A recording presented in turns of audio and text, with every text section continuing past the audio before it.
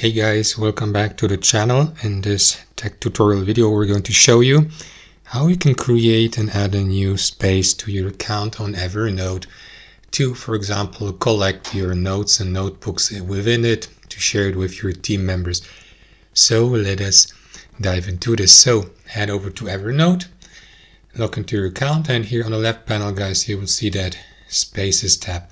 So you may expand it by clicking into that drop-down menu and select new space here, or simply click into that plus button to create a new space. Give it a name here.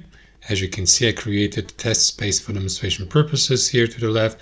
So give it a name here. You may describe it below and confirm by clicking into create here. And after that, your space will be created so that you may, for example,